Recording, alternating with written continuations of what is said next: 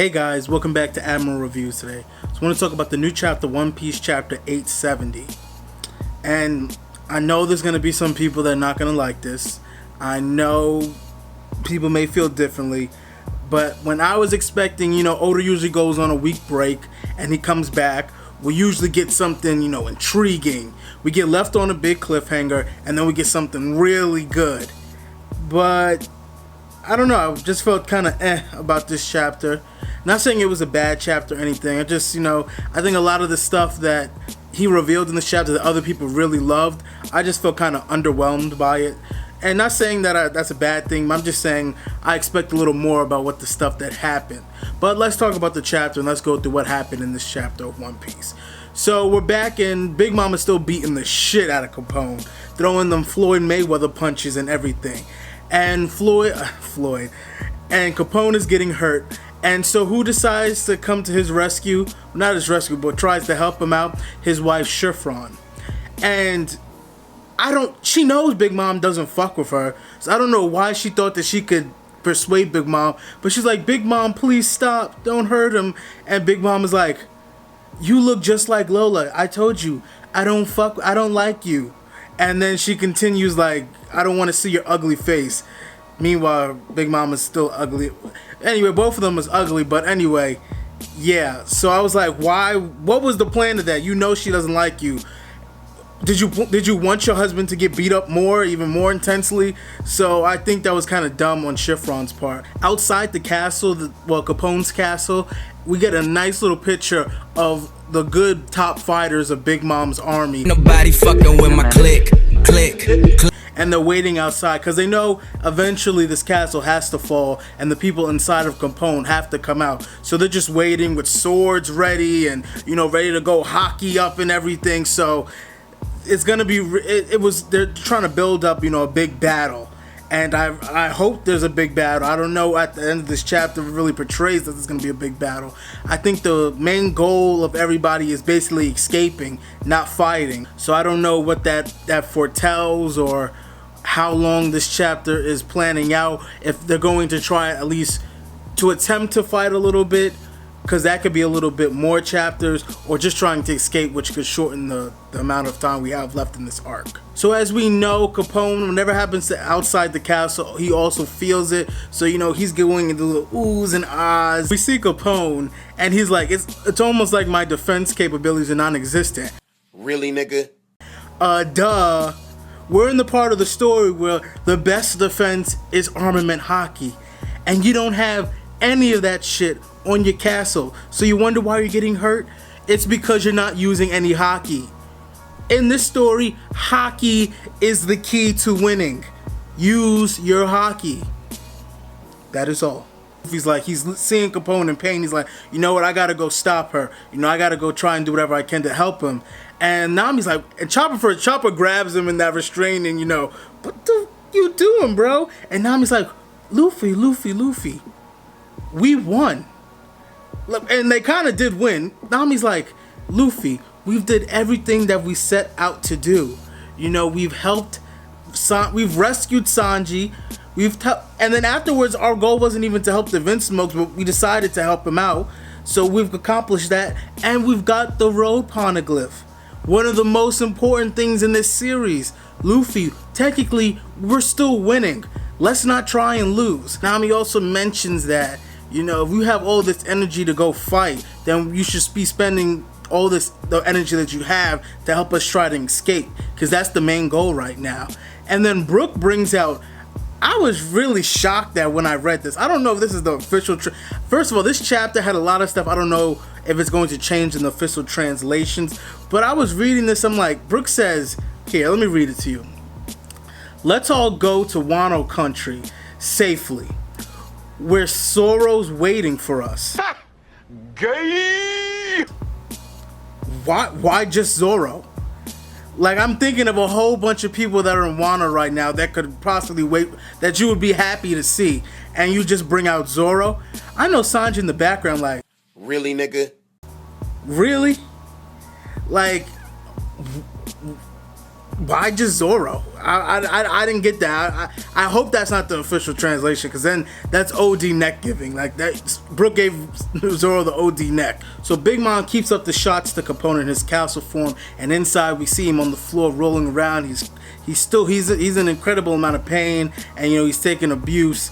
And he mentions that like, I never really trusted any of you guys, and from the beginning, and I never planned to trust you guys. You were just part of the plan. And he says the only people that he really did care about, and he still cares about, is his crew and his family. And this is the funniest part of the chapter, I feel. If you didn't look at the picture closely, it probably wouldn't have been as funny to you. But as soon as he says, "I won't let them die," there's another picture right next to it where his crew's like, "Boss, father," and then Chiffron's like, "Honey, like, oh my God, that was so beautiful." And then even the baby's crying like, "Daddy, you mentioned me, Daddy, I love you." Man, this chapter was just about showing father and son love. Like, there's nothing more beautiful than father and son love. So Capone, after he makes his speech, he says he has another plan. And the plan is that even if he switches back into his human form, everybody inside of him can still stay. And all he has to do is, once he's in a smaller form, he's going to let out Caesar, which Caesar was not like, whoa, I'm not going out there. You see everybody out there, like, I'm definitely not trying to get fucked up out there. And they're like, he's like, "Remember, I still have your heart, I'll kill you no matter what." And so Caesar's going to carry the human form of Capone and carry him off the rooftop, which I kind of think should have happened a while ago when Big Mom kind of blew up your missiles. I think that should have been plan A. All right, everybody inside of me, Caesar, we out. So while Capone is telling about this plan in the background, Judge goes up to Sanji, and we have another father-son moment. He's like, "Hey man, why did you save us? Come on, please tell me, why did you save me?" He knows that he was a bad father to Sanji. He's not trying to hide anything. He knows what he did. And Sanji's just like, he says my boss in this translation, but I'm pretty sure in the official translation is going to say my father. So Sanji's like, my real father, I'm going to say that. My real father wouldn't have let my blood die.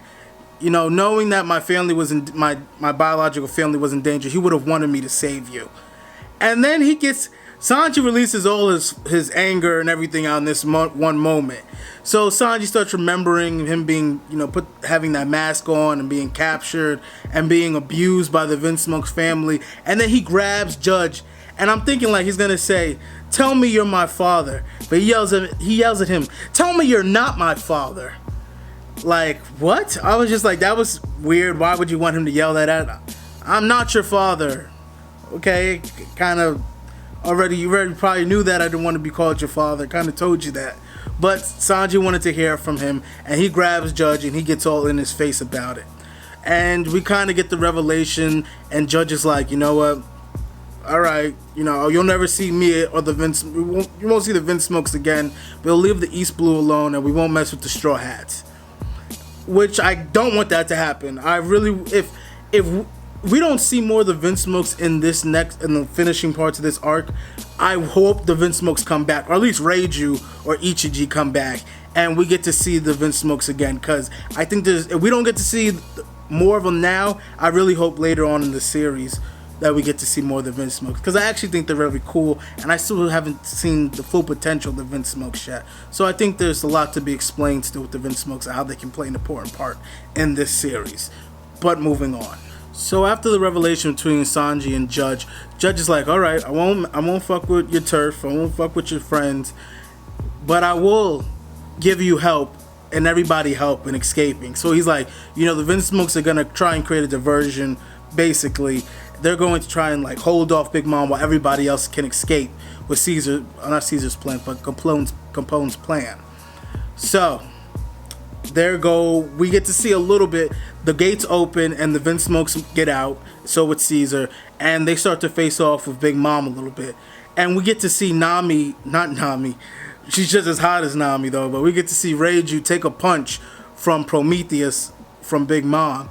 And so far so good, because she's able to at least eat the punch, so shows not weak, she's very strong. So good pluses for Reiju, but she is taking back a little bit.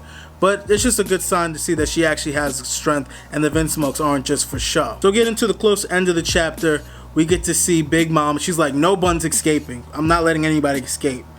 You know, no one is going to get off this island alive. I'm not going to allow it. And we know Big Mom, when she sets herself on something, she doesn't give up.